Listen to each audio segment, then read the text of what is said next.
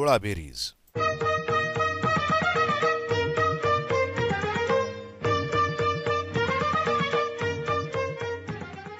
गोळाबेरीज हा पु ल देशपांड्यांचा सिनेमा आहे. तो पु ल देशपांड्यांचा सिनेमा आहे असं मी म्हणतो. याचं कारण तो पु ल देशपांड्यांवर केलेला पिक्चर नाही.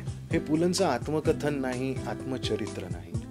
ही एक गोष्ट आहे, एका लेखकाची गोष्ट आहे. मला ते अ आणि ब ही भाषा अजिबात आवडत नाही, शाळेपासूनच.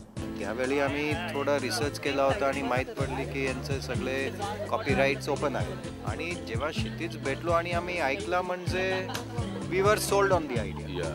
आणि नंतर जो आहे ते तुमचं समोरच आहे. कुठचीही पहिली गोष्ट आपल्यासाठी स्पेशल असते, तसा हा माझा पहिला चित्रपट आहे आणि मला ह्यात काम करायला खूप मजा आली आहे.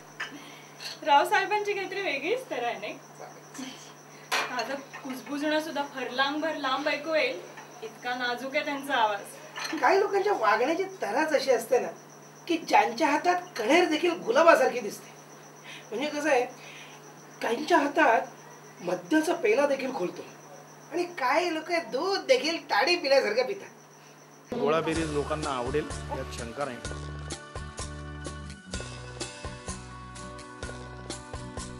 मला असं वाटतं की फिल्म बघून अनेक मुलांना परत वाचनाची पण गोडी लागेल. पुलंच्या साहित्य विश्वाची गोळाबेरीज आहे असं म्हणायला हरकत नाही. त्याच्या तोंडातून शब्द साफ करण्याचं औषध सापडतं की औषध शोधलं पाहिजे.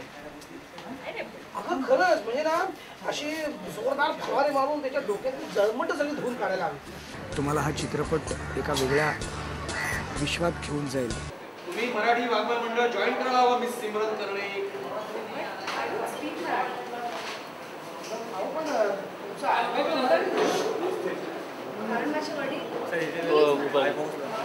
तुम्ही मराठी का बोलत नाही? ती गडी नोकरांची भाषा.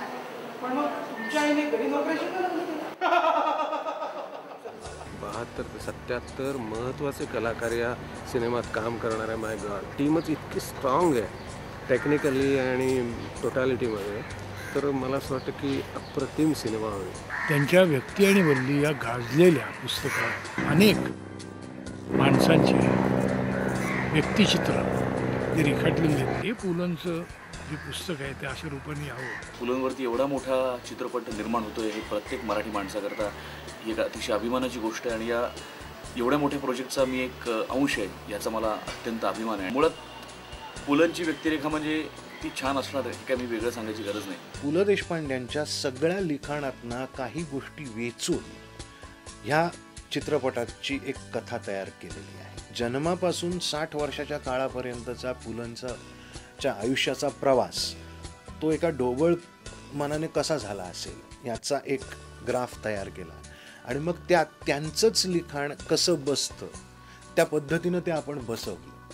या चित्रपटात काना, मात्रा, वेलांटी, फुलस्टॉप देखील इतर कोणीही लिहिलेला नाही.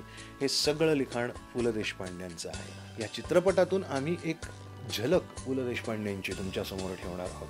ती झलक जर आजच्या पिढीपर्यंत पोचली आणि त्यातून काही मनांमध्ये जरी हा विचार आला की यार इस आदमी का कुछ और पढ़ना चाहिए, तरी आम्ही जे करायला निघालो आहोत ते मिळवलं असं आम्ही समजतो. हे महाराष्ट्राचं सगळ्यांचं म्हणजे प्रत्येकाच्या मनात पुलंविषयी काय वाटतं हे शब्दात सांगण्यासारखं नाही आहे. हे सगळ्या कॅरेक्टरचं कंपायलेशन आहे या फिल्ममध्ये. हा जो प्रोजेक्ट आहे म्हणजे पुलंच्या साहित्यावर चित्रपट जो तयार केला जातो हा माझ्यासाठी नाही, हा सर्वांसाठी, आम्ही सगळ्यांसाठी हा एक ड्रीम प्रोजेक्ट असल्यासारखं आहे. पुलंच्या सगळ्या कथांवरची फिल्म आहे गोळाबेरीज. पुलंच्या गोळाबेरीजमध्ये काम करायला मिळत आहे म्हटल्यानंतर हे माझं भाग्य आहे. खूप वेगळी अशी फिल्म आहे आणि फिल्म बघितल्यानंतर तुम्हालाही खूप मजा येईल. तर जरूर थिएटरला आणि फिल्म बघा.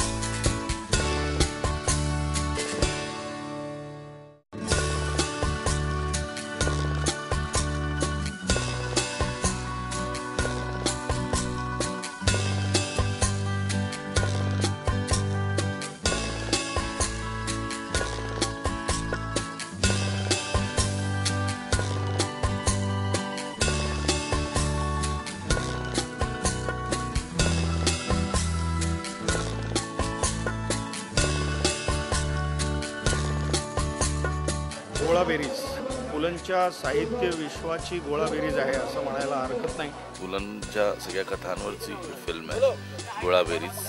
ती गोळाबेरीज